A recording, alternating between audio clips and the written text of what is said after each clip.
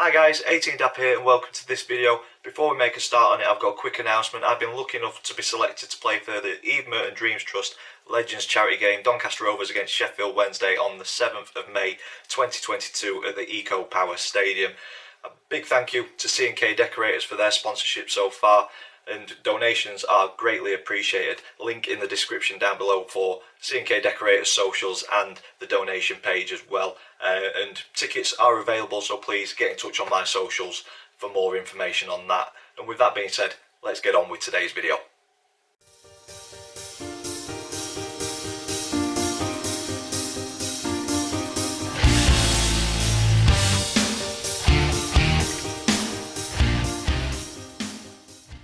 Welcome to this match preview in a huge 6-pointer towards the bottom end of the table. It's AFC Wimbledon against Doncaster Rovers. If you're an existing subscriber, thank you so much for sticking around. Thank you for joining the channel this year. We've just broke 2,500 and we're ticking over very nicely. I think we're about 2,530 at the time of recording. If this video has brought you to the channel, please consider clicking subscribe so you don't miss any future content.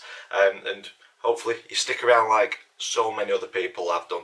If you are new to the channel and this is the first video that you've seen, this is a format that we go through match previews. We'll look at the previous meetings between the two clubs, we'll look at current form. I choose a Doncaster Rovers player to profile a little bit on that individual, and then I choose my opinion on the opponent's one to watch. But as I always say, you know your club much better than what I do, so if you think I've missed the mark, please let me know in the comments down below. And then we round the video off with 3 predictions: the predicted team lineup thanks to FanHub, the predictions league table that me and the family have done all season, and then I finish the video off with my score prediction for this upcoming fixture.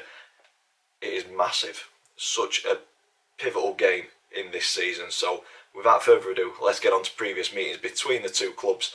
Wimbledon and Doncaster have only faced off a total of 10 times in our history. Wimbledon's short history after being reformed, but Wimbledon have got the better of us in the majority of games, winning 4 of those 10 occasions. Rovers coming out on top on 3, and then we've shared the spoils 3 times as well. But looking back at our last 5 meetings, it's as even as you can get. Both teams winning 2 games and drawing the one smack bang in the middle. So we'll go back to 2019 in the FA Cup, a 2-0 win at the Keepmoat Stadium in the replay, and then a month later, away from home, a 2-1 defeat. And then in 2020, an away draw 2-2. And then in 2021 we faced off twice, Rovers coming out on top at 2-0, and then earlier this season, the first game of the season, Wimbledon coming out on top 2-1 at the Keepmoat Stadium. So very even. It's a tough one to call coming into Saturday. Current form also shows that it could be a tough one to call, with both teams coming into this one in fairly similar form with 3 defeats in our last 5, but Doncaster slightly better form with 2 wins. But when we've won our games, Wimbledon have drawn those. So Rovers loss, win, loss, win. Wimbledon loss, draw coming into this one. And Tuesday night for me, it was a very poor first half performance from the Rovers. It did make way for a better second half, a marginally better second half. It still wasn't pretty on the eye, but we got the job done in the first of many winnable games on paper. And I put winnable in quotations because the table doesn't lie. We're down there for a reason, but if we are going to avoid the drop, then these games on paper coming up, Wimbledon, Gillingham's coming up, Crewe, Cheltenham's a bit of a tough one, Fleetwood coming up. So there's games that we must be winning, and it's cup finals, every single one of them. And this is no different, coming up against a tough Wimbledon team to beat at their place. Accrington are a bit of a bogey team for Doncaster though, so it's nice to get that off the backs in terms of beating them. And we beat Sunderland in the league as well, that we've never done, so we might be going down, but we've taken a couple of nasty records away this season. And talking of nasty records, we avoided a very much unwanted record on Tuesday night. We could have done the joint consecutive home defeats record from 97-98, and as Rovers fans you'll know exactly what that season was.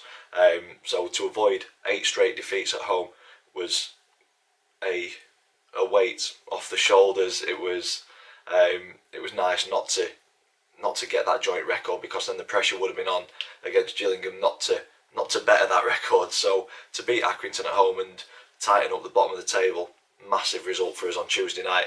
But it's all about momentum, and we've said it time and time again on the channel when we've won a game. It's about momentum, taking that into the next game, and it's a massive game to take it into. If we can get 3 points on Saturday, wow, could we escape it? I don't know. On to Wimbledon. They are getting pulled into the relegation dogfight, and that is due to their last league win coming back on the 7th of December at Accrington Stanley. Since then, the league form has been very, very poor for Wimbledon, playing 14 games, not winning one of them. They've drawn 8, lost 6. Struggling for goals. That's the problem for Wimbledon at the minute, only scoring 9 goals in those 14 games, conceding 21. And in the middle of that poor league form, there was also a cup exit to Boreham Wood, non-league Boreham Wood, getting beat 2-0, and that has just compounded Wimbledon's woes. It's added to them, and they're looking like they could be getting dragged into that bottom 4. And for me, due to lacking goals, I think that could lead to them being dragged into the bottom 4 towards the end of the season. I hope it's at Doncaster's expense and we can get out of the bottom 4, but you've got Gillingham, Morecambe and also Crewe in there fighting for their lives to get out of it. So Wimbledon, they're in the position to turn it around, but they just need to find them goals. From a personal point of view, I hope it doesn't happen and we can avoid the drop and start getting a bit of momentum, but I do fear for Wimbledon, especially with that record over the last 14 games. On to player profile for this video, I have gone with Matt Smith. I've gone with Matt Smith this time because I thought he had a fantastic game on Tuesday night. I think he's progressed this season and developed, and he's one of our better midfielders in my opinion. 21 years old, centre midfielder, on loan from Arsenal, and he's had stints at Swindon and Charlton in his career. 143 appearances, 12 goals, 24 assists. But for me, at the minute, goals and assists aren't his game. It's about the work rate, the effort, and he must come off the pitch absolutely knackered after every single game because he just doesn't stop.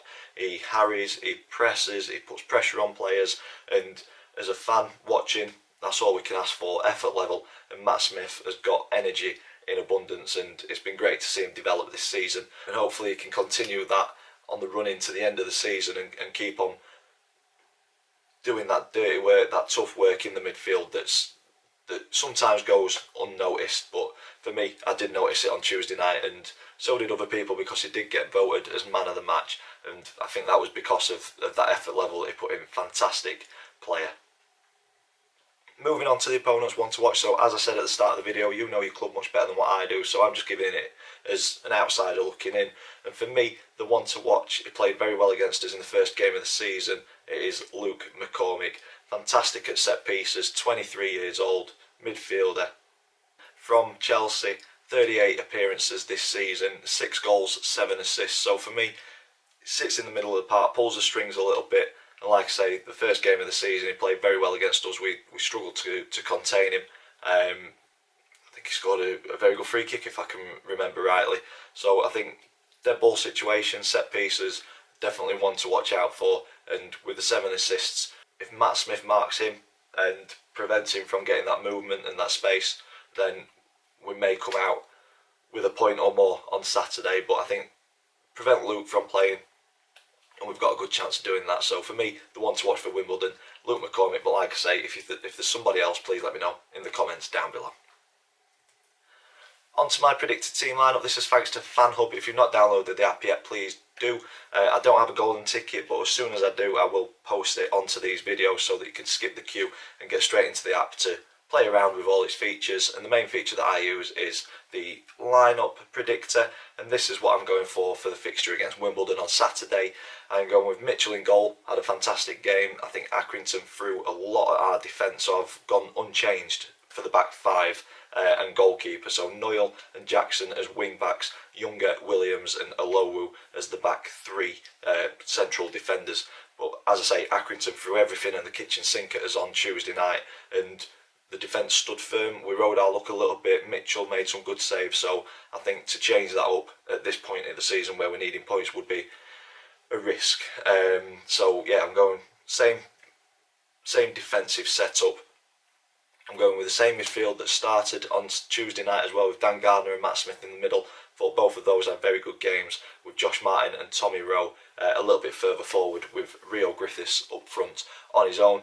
A little bit isolated on Tuesday, but then I think bringing Meepo on later on, when the game was a little bit more stretched, showed what Meepo can do. So I think we'll go with the same setup and look to impact the game with the substitutes like we did a little bit on Tuesday night. Predictions League table now, so there is a little bit of movement in this, but no movement in terms of positions. So if you are new to this, me and the family predict the scoreline for every single league game.